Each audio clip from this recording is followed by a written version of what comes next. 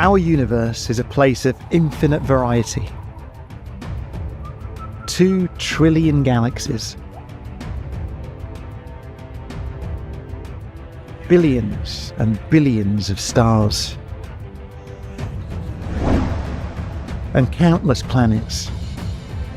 Worlds beyond imagination. The universe is so vast, so incomprehensible, so terrifying, that I think it's quite natural for us to choose to live out our lives completely oblivious to it. Perhaps that's why there's a sense of relief that rises with the dawn. The brightening sky hides the stars and the questions that they pose. After all, they are the biggest questions. How did the universe come to be? Why are we here? And how will it all end?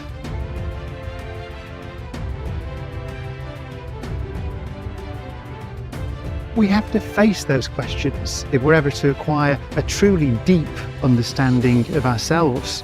You see, astronomy challenges us. From one perspective, we're just grains of sand adrift in an infinite and indifferent ocean. But from another perspective, we are nature's most magnificent creation. Collections of atoms that can think and wonder about the universe and choose to explore it. T-minus 10, 5, 4, 3, 2, 1, 0.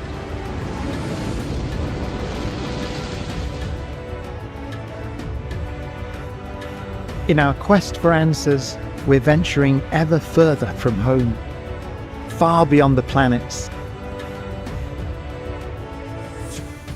and out to the stars.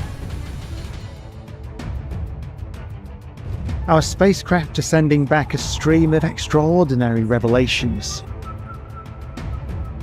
Visions of alien worlds, with the ingredients to create life.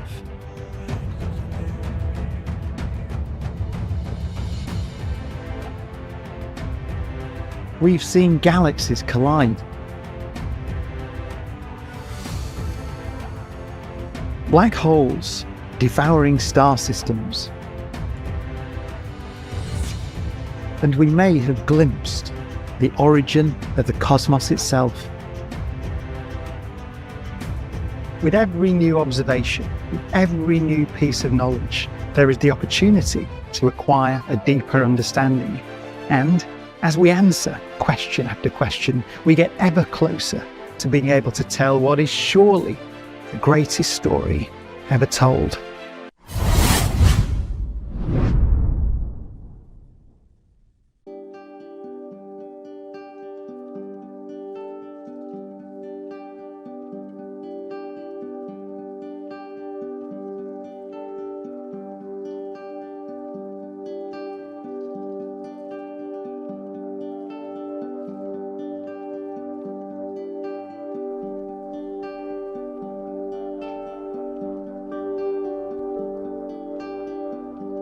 This is a journey into Never Never Land, you might say.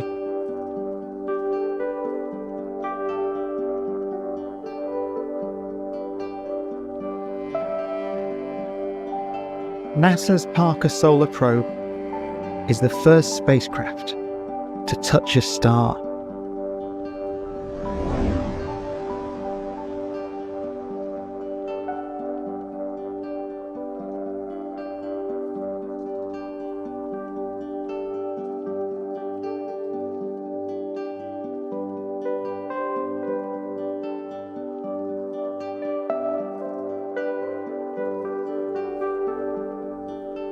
It's designed to fly through the sun's atmosphere, braving temperatures no spacecraft has ever endured.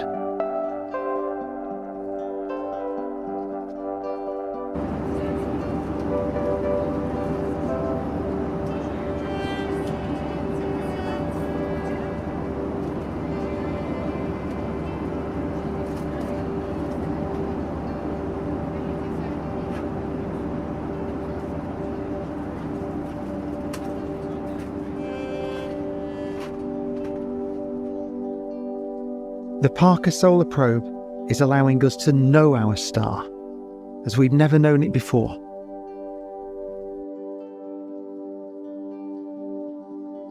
And it's also helping us to tell the story of all the stars.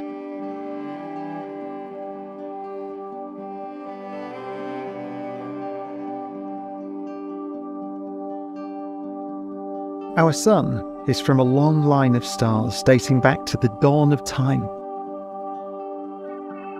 From fierce blue giants, which first lit up the universe, to later generations,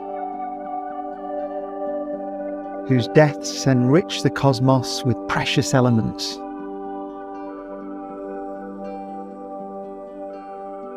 The building blocks of our solar system.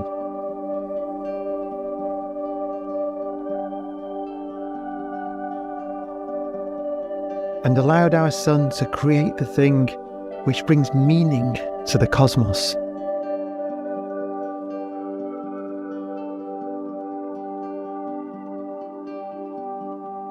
Life. You and me.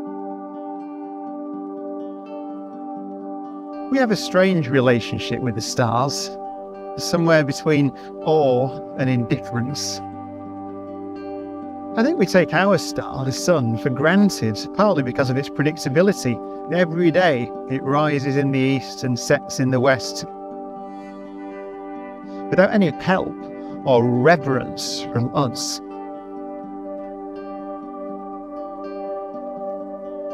But many ancient cultures deified the sun. They treated it as a god, and the sun gods were creators and destroyers of worlds. So, which is it? Well, I think that the modern story of the stars, as told by science, which is indisputably an epic story stretching back over 13 billion years to the origin of the universe, places them firmly in the realm of the gods.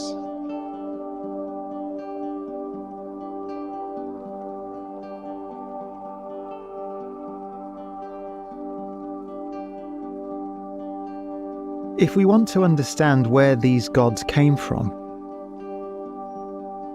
we have to go back to a time before the stars. In the beginning, the universe was dark.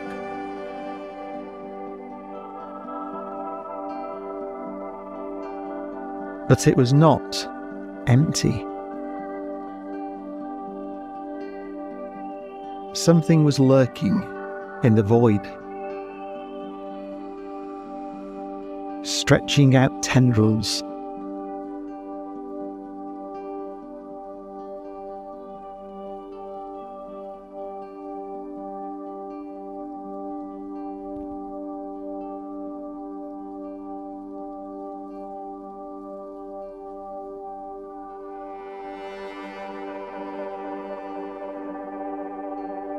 The cosmic web grew to become a vast structure.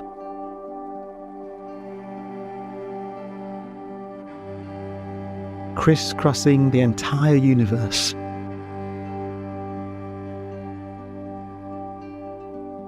It was formed by interlocking filaments of dark matter.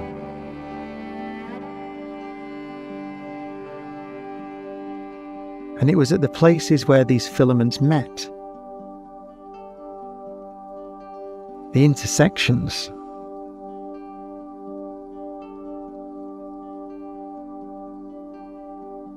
that the first stars, our sun's earliest ancestors, were born.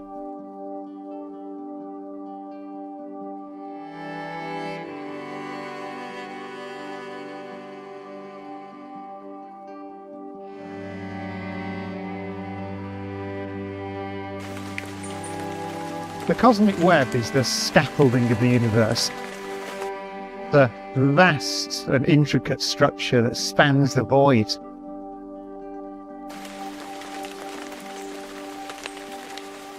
The web is made primarily out of dark matter, a mysterious substance that dominates the universe, although we don't know what it is. It's one of the great mysteries in modern physics.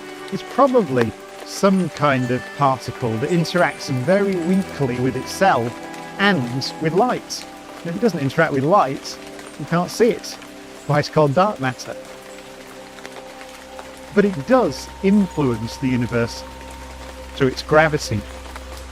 It was in the dark heart of the cosmic web that gravity began to sculpt the early universe, drawing together the two simplest elements, hydrogen and helium, the raw material for the very first stars. Hydrogen gas clings to the filaments of the web, attracted there by the gravitational pull of the dark matter. And where those filaments cross, the gas can become dense enough to collapse under its own gravity to form great clusters of galaxies, each filled with billions of stars.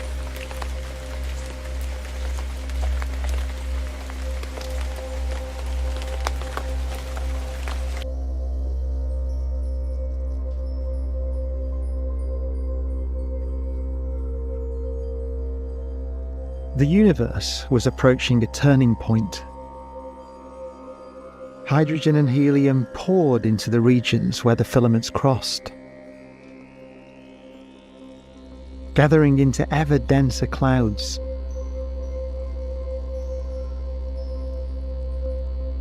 Gravity asserted its grip,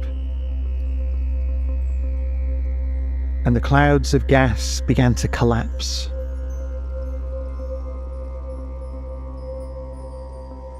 Becoming denser and denser.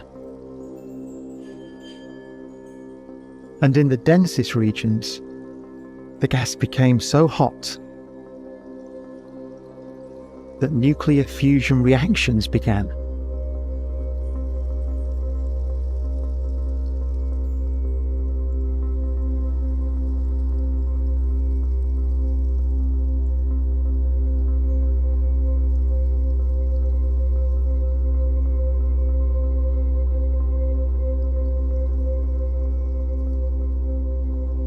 And out of the maelstrom, the first gods emerged. And there was light.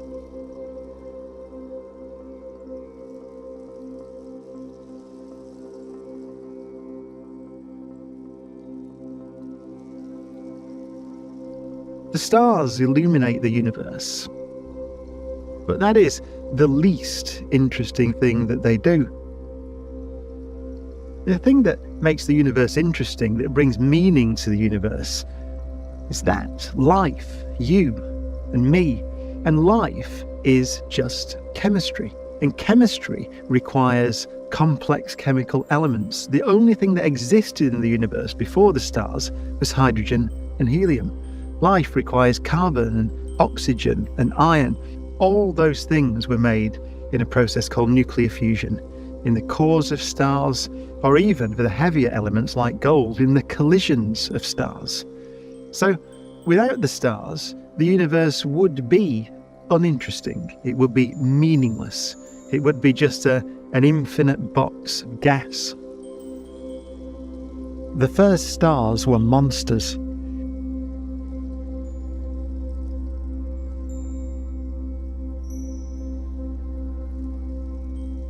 Hundreds of times as massive as our sun.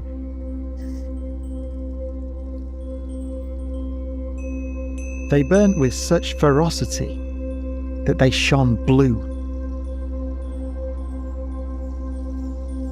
with surface temperatures in excess of 100,000 degrees.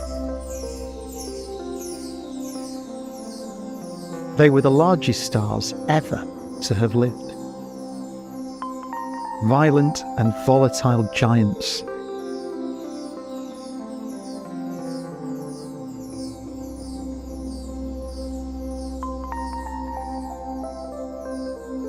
A star is essentially a balancing act. The force of gravity is constantly trying to collapse it, and that pushes its ingredients, primarily hydrogen, single protons, closer and closer together. Now, When those protons get close enough together, another of the fundamental forces of nature, the strong nuclear force, takes over, and it can stick the protons together. That releases energy, which creates a pressure which holds the star up. Now, the more massive the star, the stronger the inward pull of gravity, and the more energy has to be released to maintain the balance. And so the faster the ingredients are used up.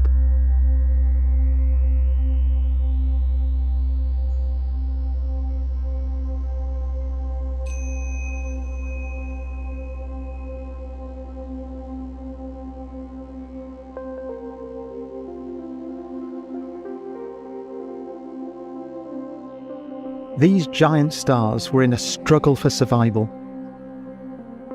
fighting the relentless pull of gravity.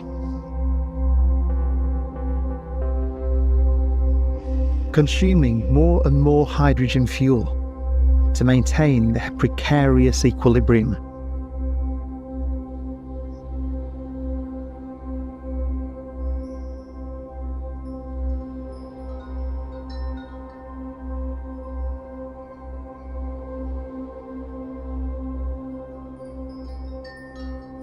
For most of its life, the star burns hydrogen, the simplest chemical element, with one proton in its nucleus, into helium with two protons. Now, when it runs out of hydrogen in the core starts to collapse and heat up, and the star responds by building ever more complex elements. So it makes carbon with 6 protons and oxygen with 8 protons, releasing more and more energy as it goes. But when the star has assembled iron in its core, with 26 protons in its nucleus, no more energy can be released. The star loses its battle against gravity. It collapses, and in a final moment of creation, salvaged, if you like, from its destruction, it distributes those newly minted heavy chemical elements out into the universe.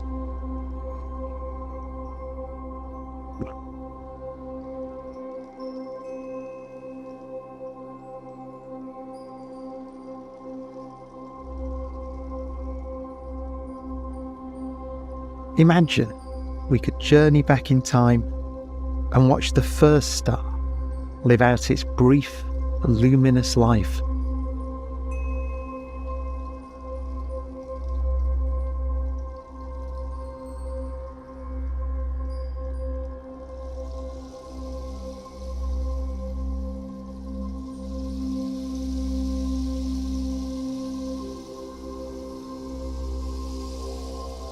After only 1 million years, the star used up all of its fuel.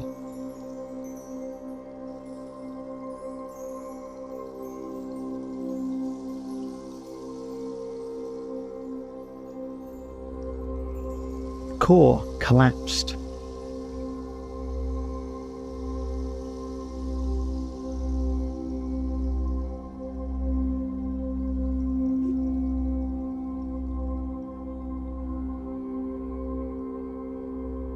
The star imploded.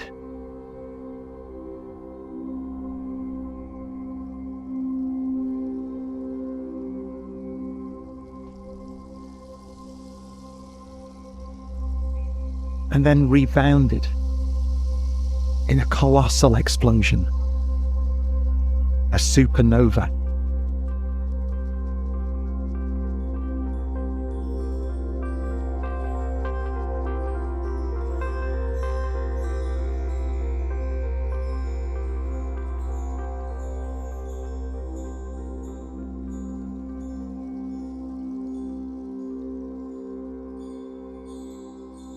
In death, the first stars began to transform the cosmos,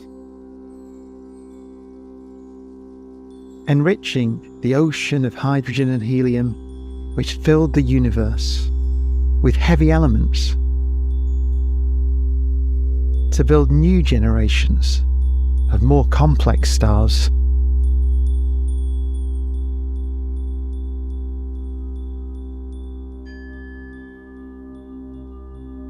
Over time, these elements gathered together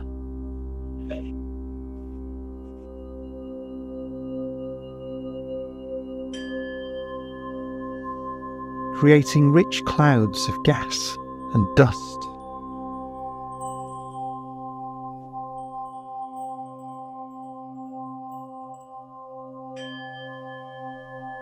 Nurseries, where new generations of stars were born.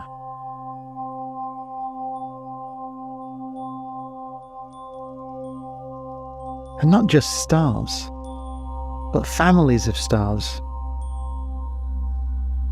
The first galaxies.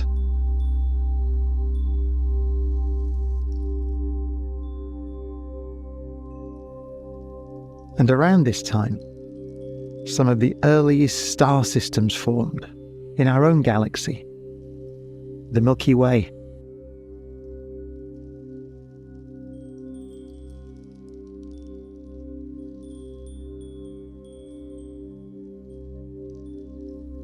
A new age of complexity was dawning in the universe.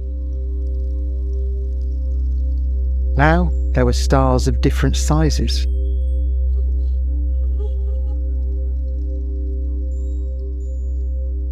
And different colours.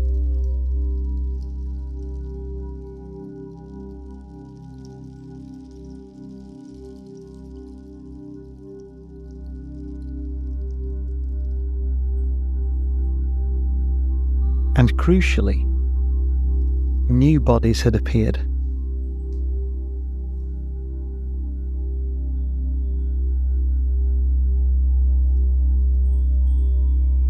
Planet. Places where the rich chemical elements, built by previous generations of stars, could finally find a home.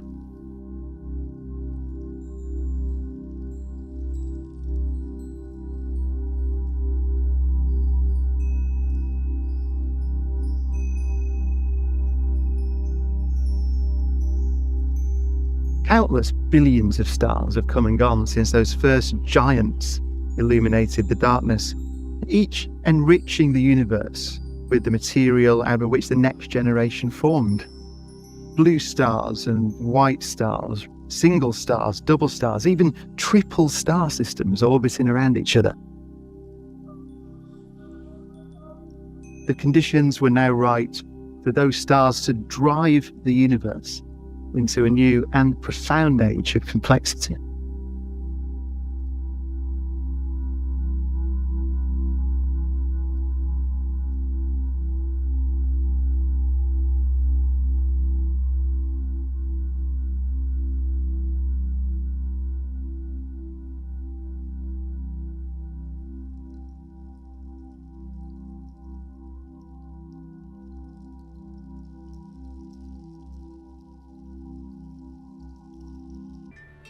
Our sun was formed from the ashes of generations of ancestors.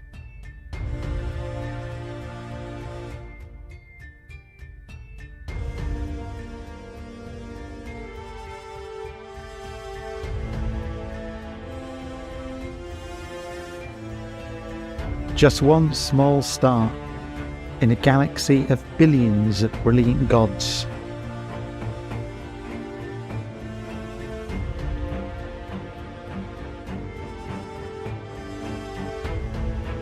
For the first million years of its life, the sun was virtually alone, wreathed in clouds of gas and dust. The dust slowly clumped together,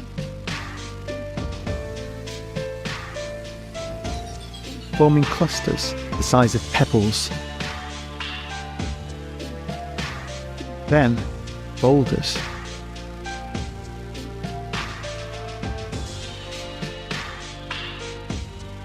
And finally, planets.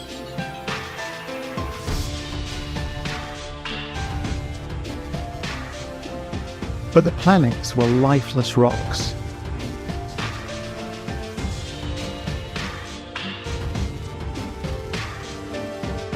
Only the sun had the power to turn them into worlds.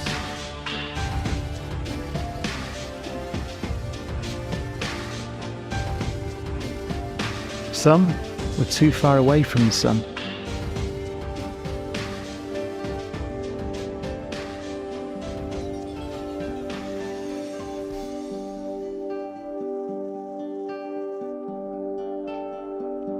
Ice giants, frozen, seemingly into infertility.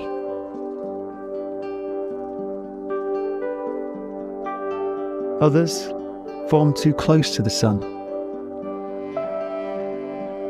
seared by a relentless light. They became scorched desert worlds. But there was a planet in the sun's family that quite by chance formed neither too close nor too far away.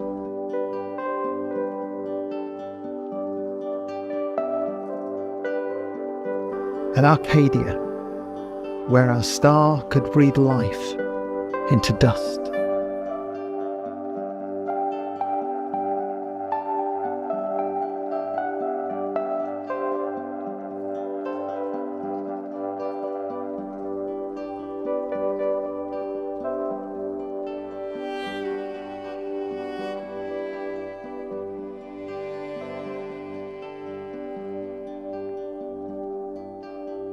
The planets are just the leftovers from the formation of stars, sort of debris, if you like. It's just little specks orbiting around those magnificent flames.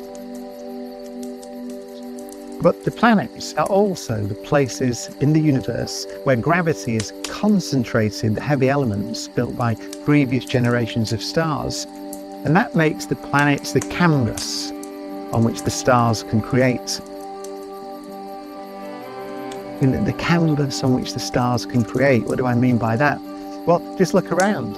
Everywhere you look on Earth, there is complexity. Not only mountains and rivers, but living things, animals and plants, human beings, human civilization, the most complex thing we know of anywhere in the universe. So you have to ask yourself, how can it be that such complexity can emerge completely naturally in the universe?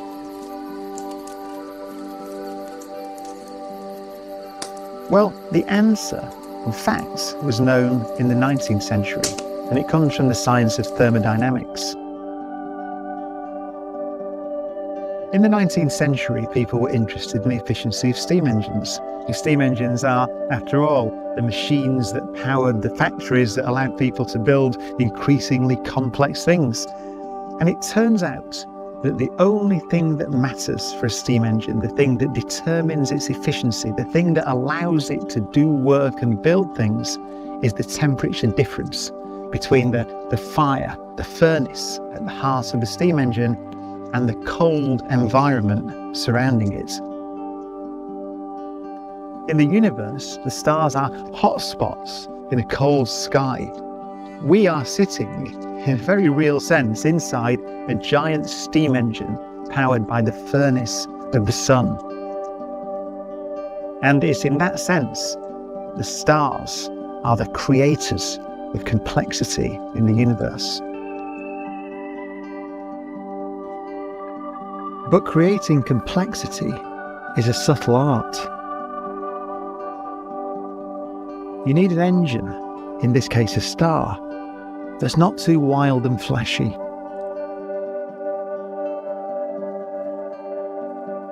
A star which is consistent enough, for long enough, to kindle the sparks of life.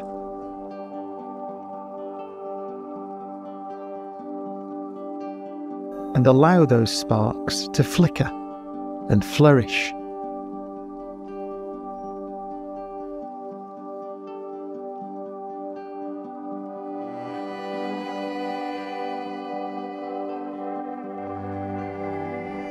The most important property of a star, if it's to nurture a civilization,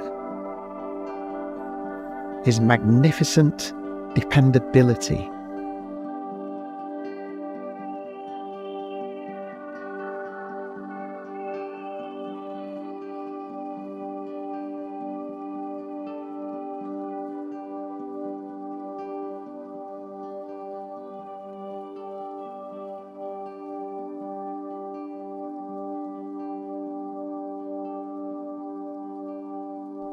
No one knows exactly how life on Earth emerged.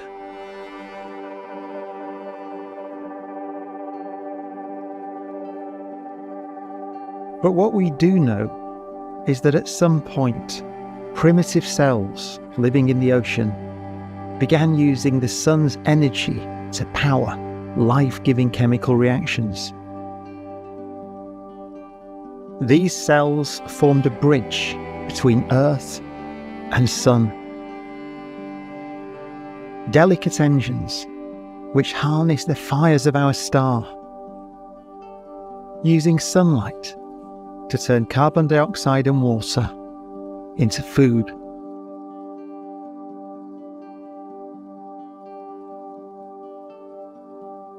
This process, known as photosynthesis, unleashed the sun's creative power.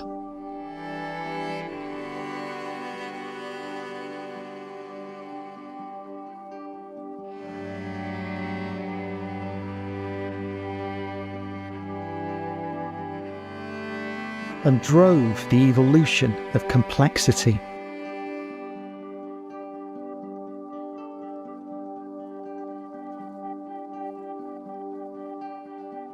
From primitive bacteria to plants and trees,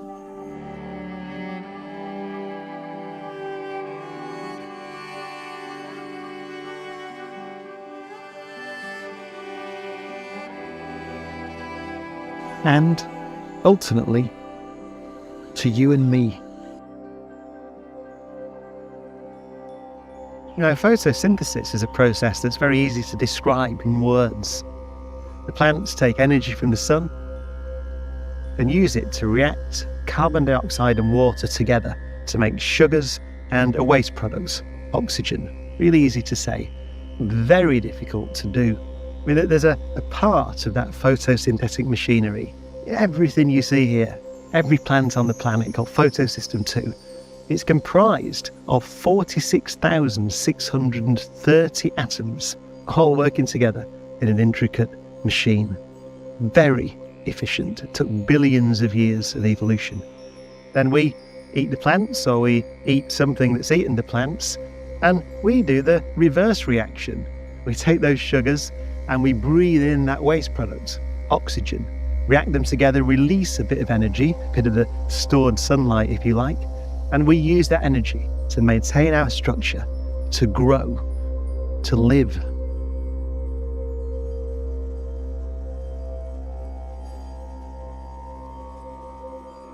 Trillions of stars have existed since the universe began.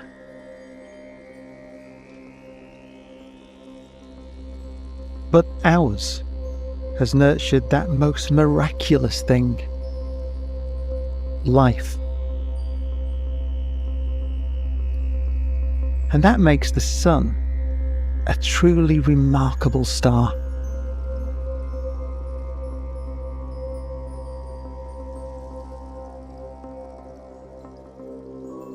That is the only star we know of anywhere where there are collections of atoms in orbits around it, you and me, that have named it the sun, our sun.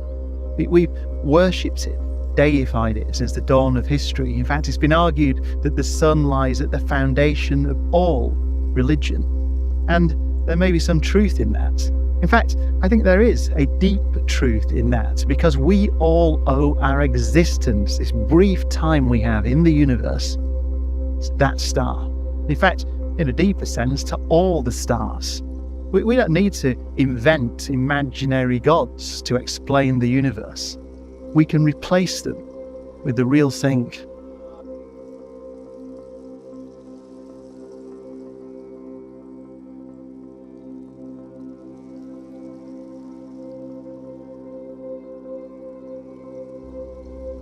Everyone we love.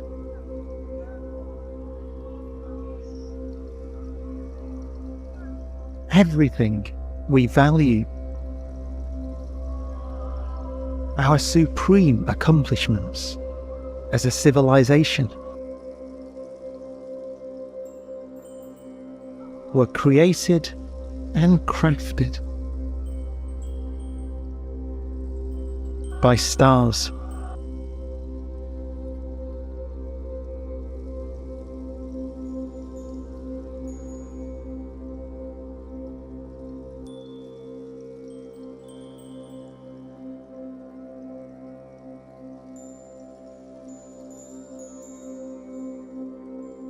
There are over 200 billion stars in our galaxy.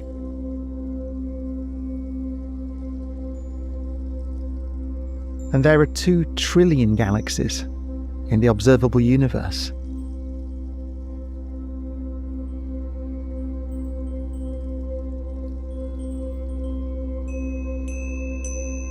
We're living in the age of stars.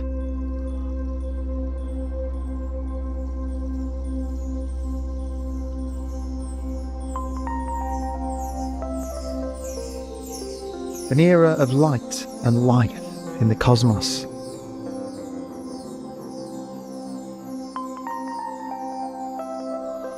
From our fleeting human perspective, stars seem eternal.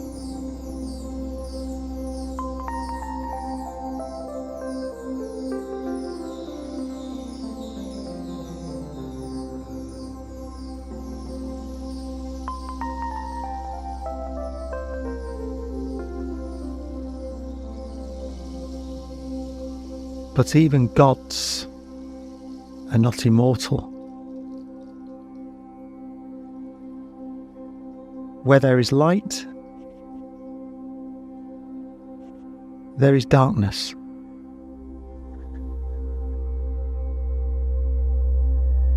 Stars are creators.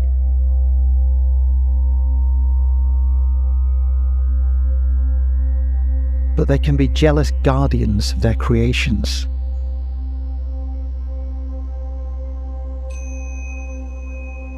Many smaller stars don't die in spectacular explosions. Instead, they slowly fade away. They hang on to the precious elements they made, becoming fossil stars. And as more fossils litter the universe, more life-giving elements remain locked away, starving the cosmos of the material needed to make new generations of stars.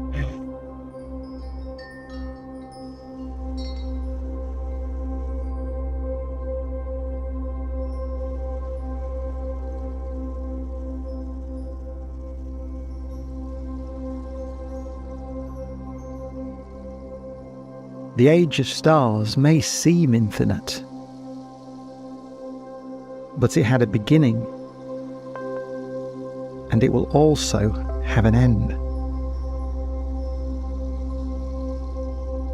Imagine a timeline of the universe, and imagine that this is the origin of the universe, the Big Bang, 13.8 billion years ago. After 100 million years or so, the first stars formed. On this scale, 1 centimetre is about 20 million years. After 4 billion years, the peak rate of star formation occurred. The maximum number of new stars were born. After 9 billion years, our sun was born. And today, we stand 13.8 billion years later, about halfway through the lifetime of our sun.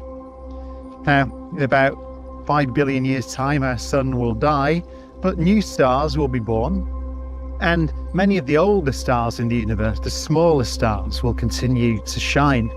In fact, we think that the last star will cease to shine. The universe will go dark in around 10 trillion years. On this scale, that's about 5,000 meters away from the Big Bang. But that's not the end of the universe. As far as we know, the universe will continue expanding forever. And so the age of starlight is the briefest moment of time in the infinite history of the universe. The age of darkness will go on and on and on.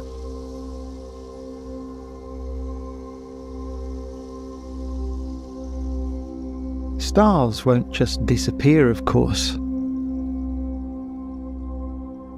They'll be here for eons to come. But over time, the universe will grow darker, colder, and emptier.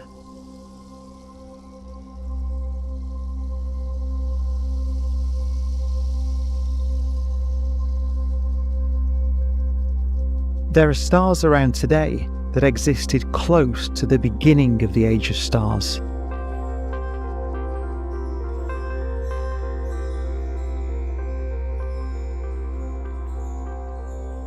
And some of them will also witness the end. They're the longest lived stars in the universe. Red dwarfs.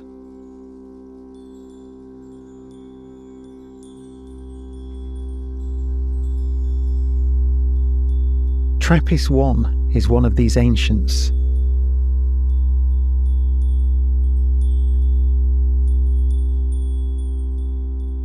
It's already more than 7 billion years old, almost twice as old as our Sun.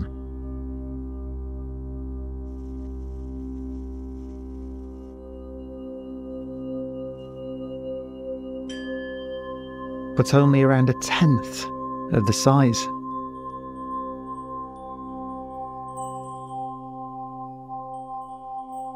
And less than 1% as bright.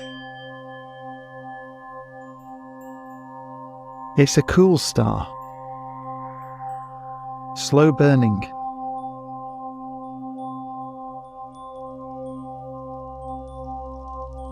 and that is the secret of its longevity.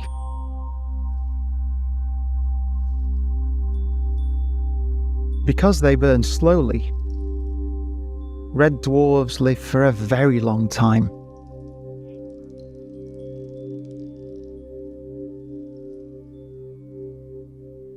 Far longer than any other star.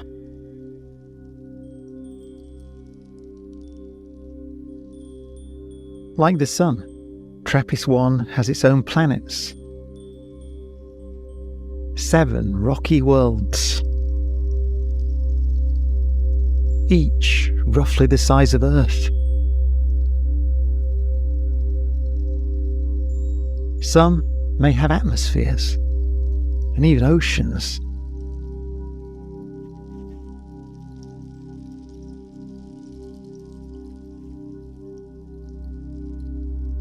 But there the similarity ends.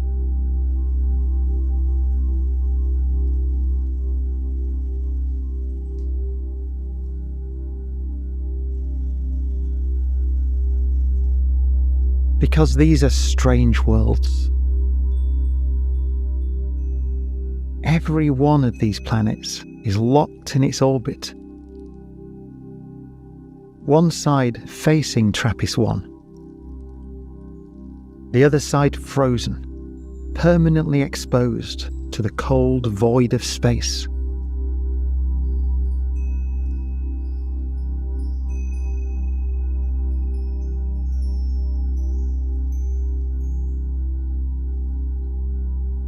If you could stand on the surface of one of these ancient worlds,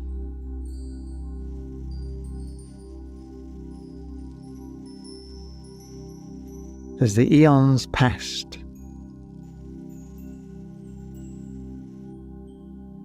you could watch the future of the cosmos slowly unfold.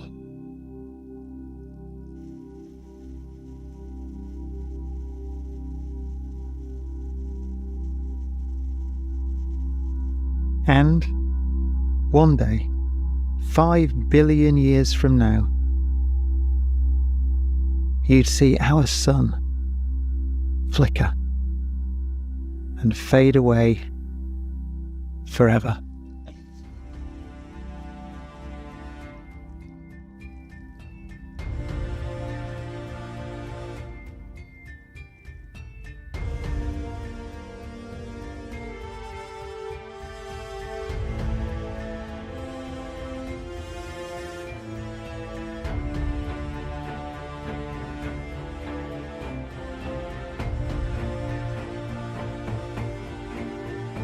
the death of our sun will probably go unremarked. I doubt that we'll be around to see it. Maybe some alien astronomer on a world far away across the Milky Way will see it through the end of their telescope. But I don't think they'll give it a second thought. I mean, we've seen hundreds of stars die, and we don't give them a second thought. But I think the death of our sun will matter here, locally, in this little corner of the galaxy, because it will mark the end of a glorious time in the history of our galaxy, where meaning, where science and literature and art and poetry and music existed here. And that does matter. Why does meaning have to be eternal? It's the fragility of our lives that makes them valuable.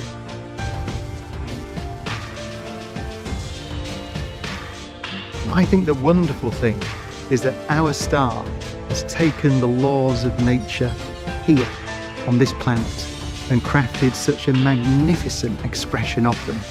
That you and me and all this, stars like TRAPPIST-1 will linger on long after the death of our sun.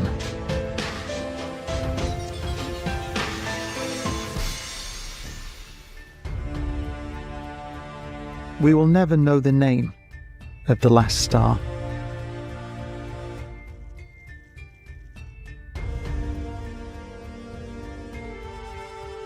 But we know that the last star to shine will be a red dwarf.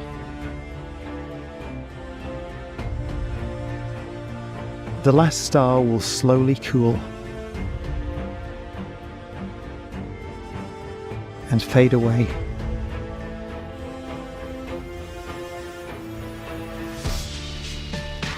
With its passing, the universe will become, once again, a void.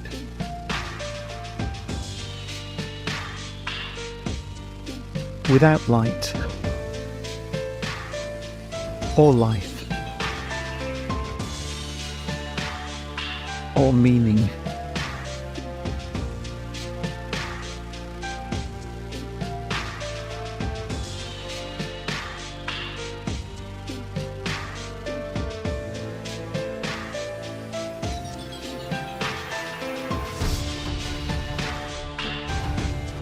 The stars illuminate the universe and create its most intricate structures.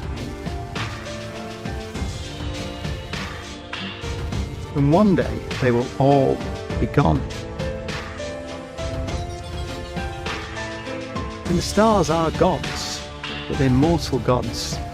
And when that time comes and the last stars have faded and all possibility of life and meaning in the universe has faded with them, they will have left the most profound legacy.